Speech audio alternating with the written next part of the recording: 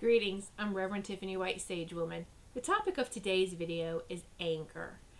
Now, anger, all of us have experienced it, and anger is really a tool. Some people may think that it's related to fear and negativity, but anger is not. Anger is a warning signal. Anger is attached most definitely to our first and second chakras, but it's more of a warning system in our body that goes off. And we need to listen to it. We need to address it.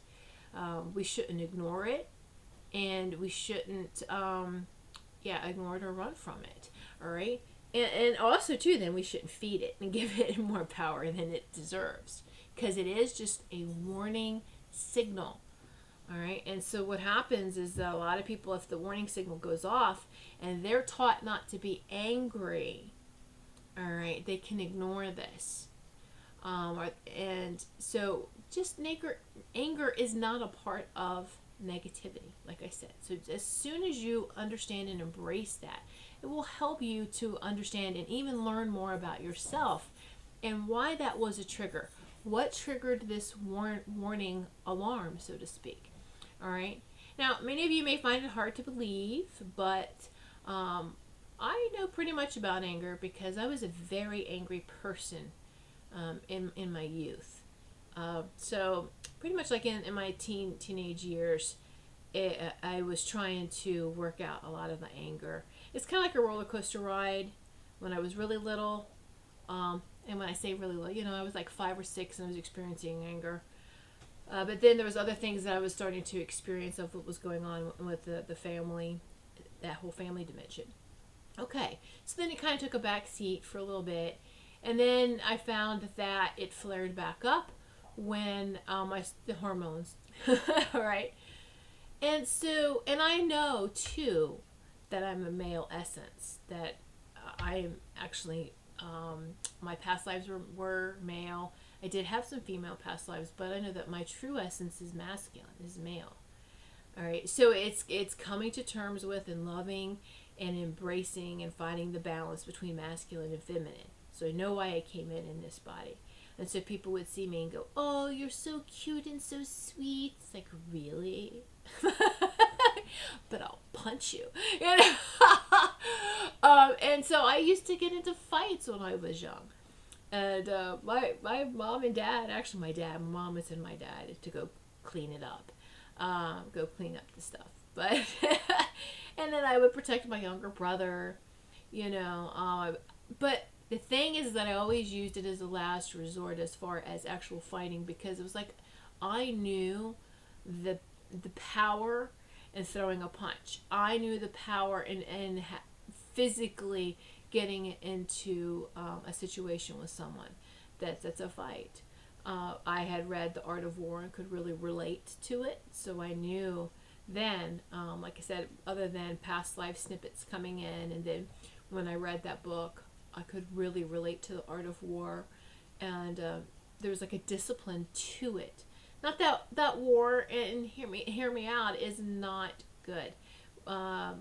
When we're coming and pulling away from that state of mind. But the whole thing about the art of war is that war should always be a last resort. And really it should be not an option at all. So then you have those people that attack you. Do you defend yourself? I find most people, especially spiritually, have a hard time answering that question. Some will say, yes, you can defend yourself. But what about the universal harm none law? Does that mean too that you also just lay down and let them hurt you? And that was something that I had struggled with as a teenager. I had saw one of my neighbors come and talk to my mom, and he was an alcoholic. So, and this was a long time ago, and he really was yelling at my mother for something. I can't even remember what now. But that he was yelling at her, and I watched her. She was calm. She said, okay. And so then he just kept on, until I jumped in and was like, dude, shut up. Go back home and finish drinking, and because here it is, empathic, healer, you scan, I could see what was going on with the body. I could tell what was going on with him. And we should never use it and say it, but sometimes the truth's got to come out. So I said this to him. I would tell people exactly what I saw or exactly what I was getting. And he just walked away at that point. And my mom looked at me, she goes, I can't believe you. And I'm like, I can't believe you. I was like, why were you just standing there? She goes, well, my mom was a devout Christian. You got to turn the other cheek. I said, why? So we can smack that one too? I was like, I don't understand. Why? You got to defend yourself. You got to protect yourself and not let him do that. Set healthy boundaries. All right? And so that was something that I had like a challenge for me from my youth, of finding that, where's that fine line with that of defending ourselves? And how do we do that without harming others? This is very hard. It was, until I started to embrace my spirituality again, just in the last 15 to 20 years, really, of getting back to it and realizing that when you stay in that upper vibration, you are protected. You are setting boundaries. And the fact that you don't stoop to their level, you're refusing to play their game. You're refusing to be like them. Now that's something hard, because the male warrior inside me wants to come out and fight, because I was a strong male warrior and I could kick your butt. But also too, though, I do remember a lot of past lives of being killed, tortured, or whatever. So I got what I deserved.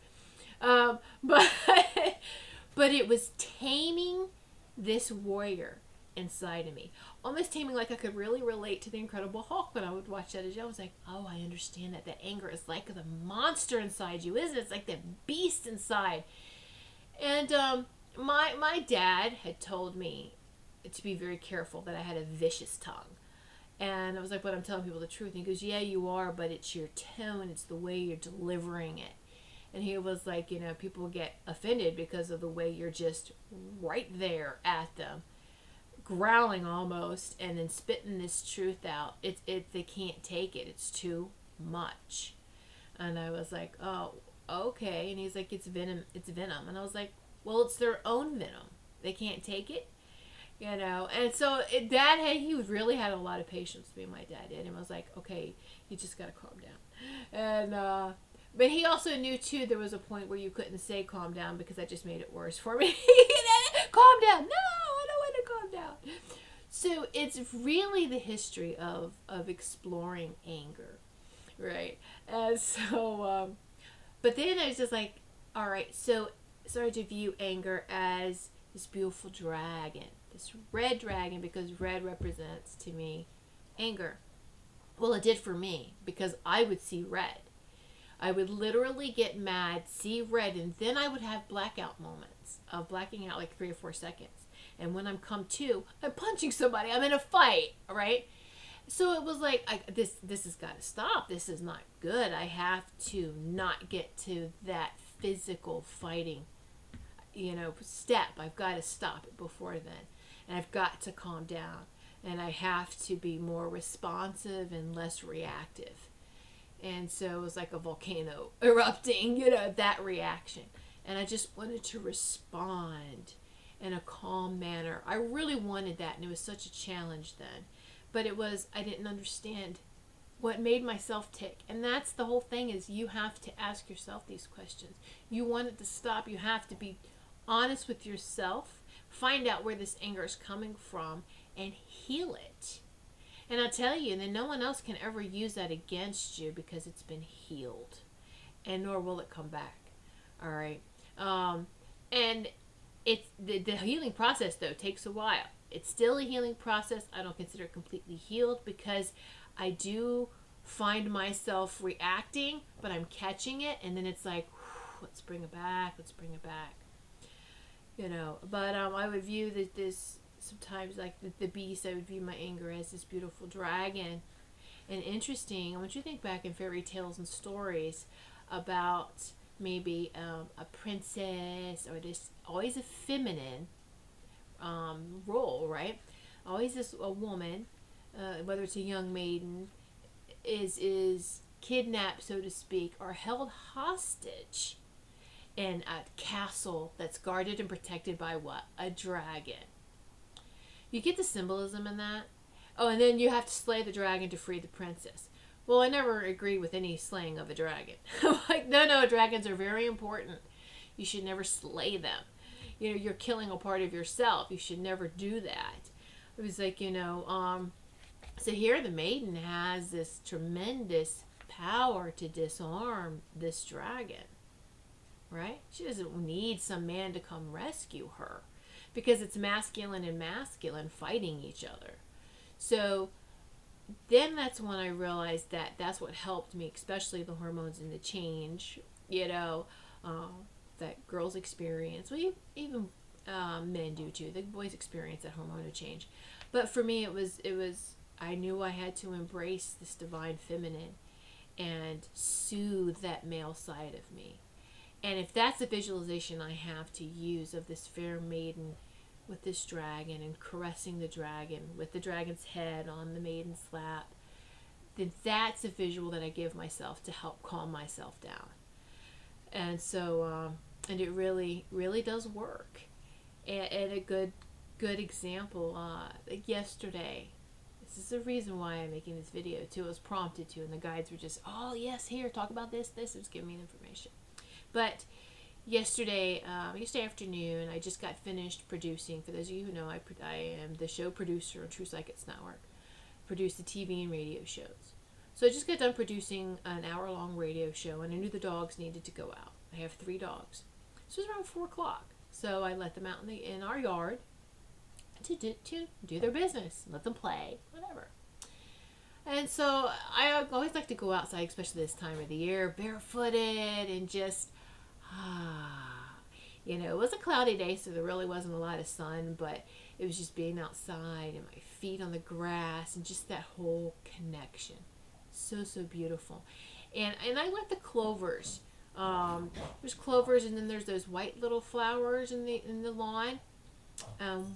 We don't use any type of pesticide, but I like those. Flowers are very important because the bees need them. So I would watch the bees go from these little white flowers to white flowers, and we purposely let the grass get a little long, and then cut in between that time, just for the bees. And because we have gardens and we want the bees to stay in the yard, right? Stay in the garden. So I was in my zone, the fairy zone. I was there, the fairies and the angels, and I was calm. But I was all aware, even though I was in the zone, I was aware of the surroundings, everything that was going on around me. I knew what the dogs were doing. I knew all 3 of them were in the yard. And then even a neighbor had came outside, and I was aware that she was outside. Now, one of the things that I love my neighborhood, I love this area, one of the, things that it kind of just make us, my husband and I both feel uncomfortable, is right behind us is another neighbor, and their house faces another street, but we get the back of their house. It's literally 8 feet from our fence to their back porch, and it's very close. Their driveway, which is a blacktop type of driveway, runs from our neighbor's backyard fence and our fence. So it's really long, and they have a long driveway. But just where the house is and where their backyard or their patio is really right where our garage is. So that means that we go outside in the back, and if they're out there eating, I always felt uncomfortable. It's like, I'm going to go inside, give them privacy. Otherwise, you can hear their conversation because they talk loud. And so I was like, I couldn't understand why there wasn't a wall built, right there, or put some sort of shade or something, or build something up. Because that's what I would do if that was our house, just for some privacy. And especially this time of the year, we like to be outside, and we have friends over, so without having to take from them from eating. Well, anyway, so I noticed she was out, and she went to the grill. Okay, I'm still in my zone. Oh, yes, so nice, right? And then I hear her take her metal spatula and hit the grill. she's banging it on the grill, and I'm like, what's up with her? Is she okay? And then it's like, then I hear her start screaming, stop, stop, stop, stop, and she's beating her grill with this spatula. And I was like, does she need help? Is she under duress? Let me go see, And I just took a step sideways so I could see her, because she was behind one of the posts of their patio. And she steps out and she's looking at me. And now she has this pissed off look on her face. And I was like, what's going on? And mind you, we're having this conversation across the yard. I was getting ready to walk up to the fence, but when I realized what was going on, I backed off. She was yelling and screaming at the dogs, because 2 of the 3 dogs went right up to that fence line and was doing number 2. And she's like, I'm cooking over here. Make them stop. And I was like, you can't make them stop. And I was like, they're in their own yard, I don't understand why you're upset. They're in their own yard. They're not in your yard. They're not even on your grill. They're not crapping on your food. So I don't understand why you're upset. The smell? Wow. Okay. Any dog owner who walks dogs and have to pick up after themselves and even clean up their own yards will tell you the smell's not fun, but it's part of dog ownership, right? Pet ownership. Those cats smell too. Any pets. Feces smells. So I was just like, I'm trying to understand. I'm trying to stay calm. I'm trying to understand what she's so upset about. She's upset about the smell. And I was like, okay. I was like, Lorraine, it's on our side. It's in our yard. It's okay. Please calm down.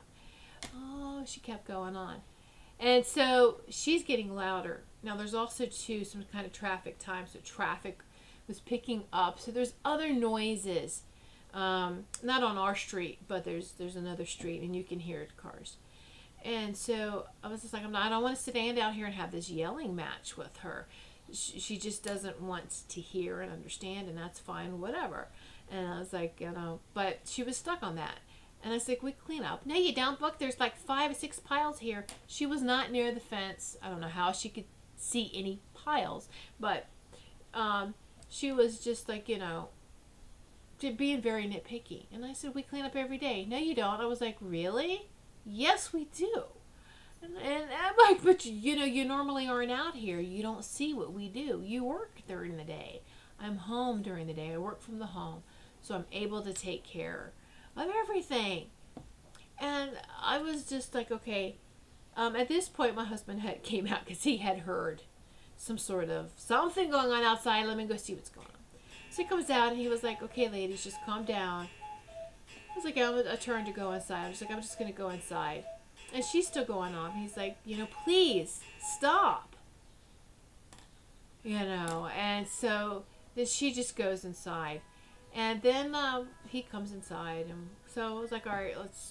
I was like, wow. I was like, okay, well, she's making dinner early. Not that that matters, but it was like when we have them on a schedule, and this is the first time that has we purposely let them out like maybe from 4 to 4:30, and then not again until like after 6 to clear dinner time in case they want to eat out there. So we were very mindful about that, but it didn't matter. It didn't make it look like, so it's like, dubbed.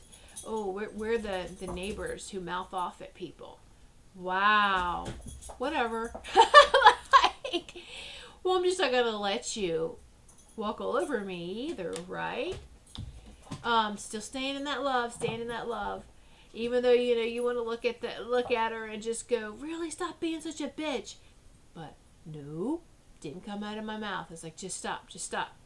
All right, there's other stuff going on, within her. I'm sure she's got things going on, and this is probably like the cherry on top, whatever.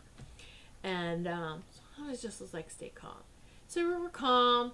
Got windows open to, and neighborhoods you can hear other conversations if they're loud, yelling and screaming. So she's on the porch and she's opening her back door and she's yelling and screaming, telling her husband everything that had just transpired. And I was just like, oh, okay, whatever.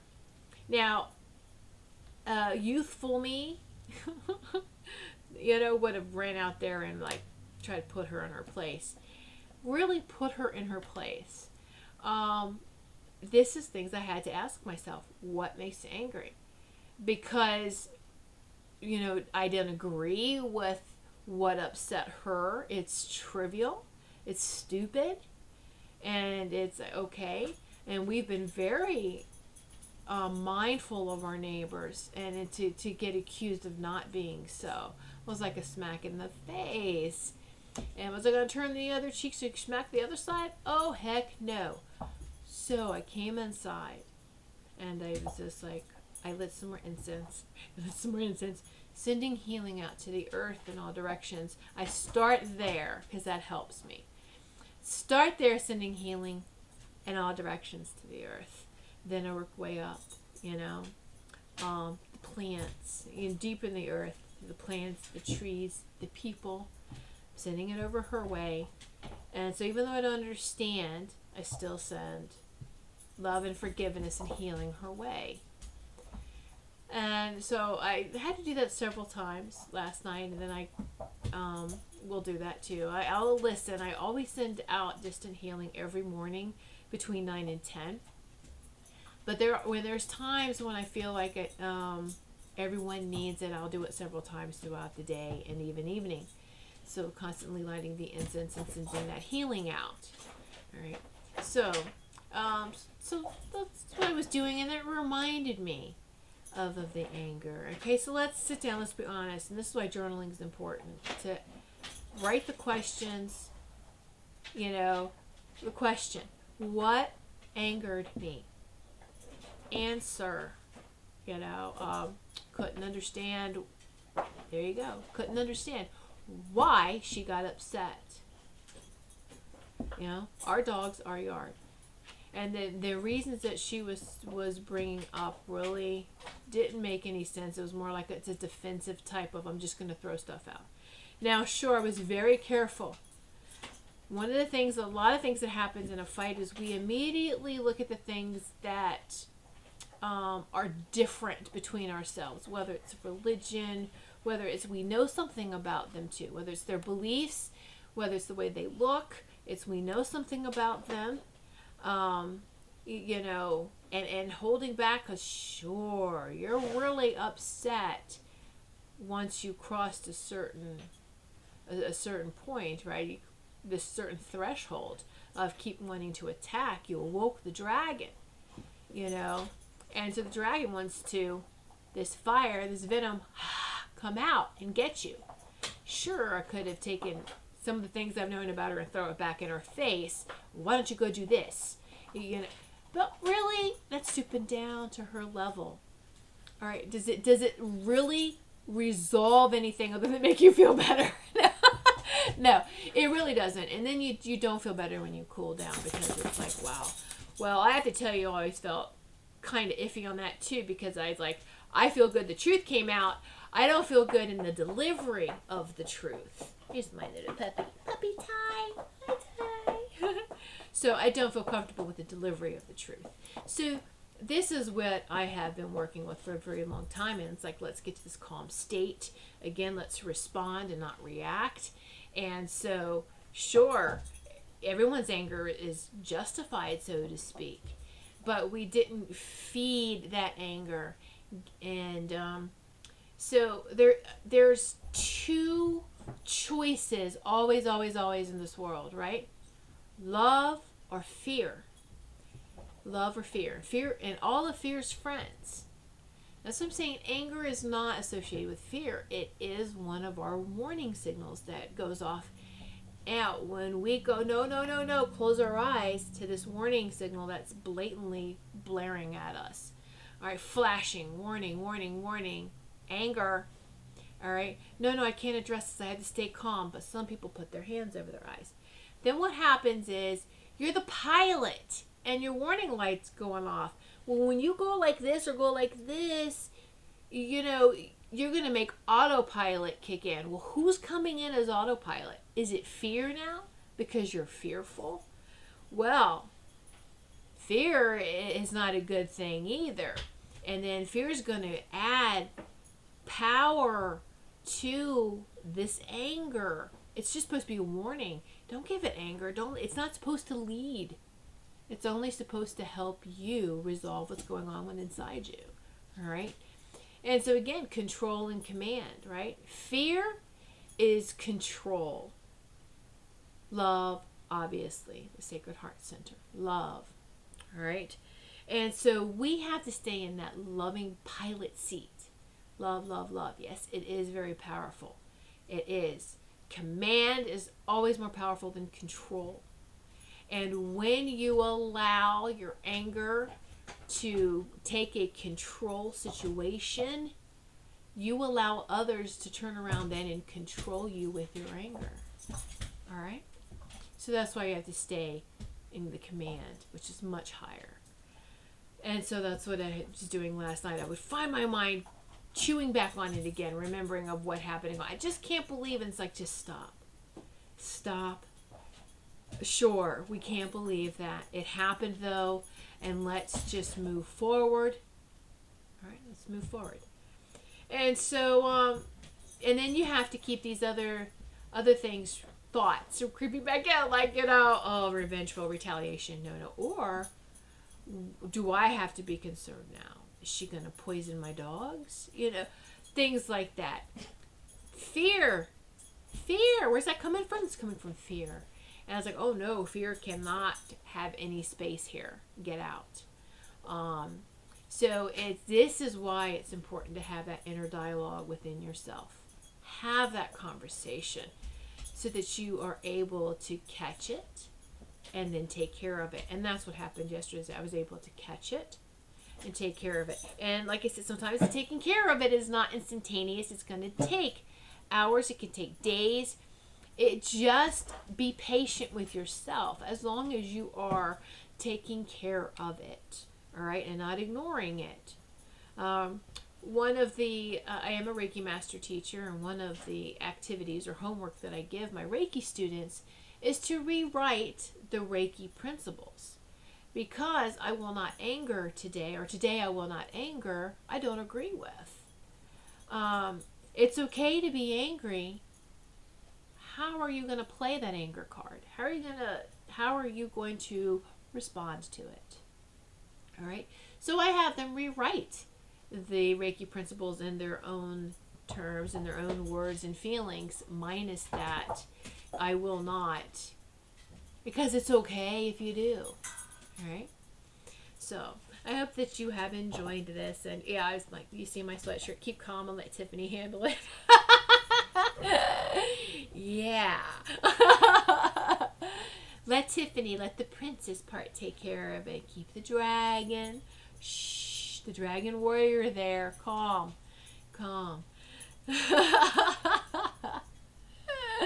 Anyway, thank you so much for tuning in and listening to all my videos. And I encourage you, if you haven't subscribed to my YouTube channel, to do so. And thank you very much. Be sure to tune in. I do have a weekly show called Spiritual Insight. It's a TV show viewed on True Psychics Network, or TPN TV, every Tuesday, 1 p.m. Eastern Time. Thank you so much. Many blessings.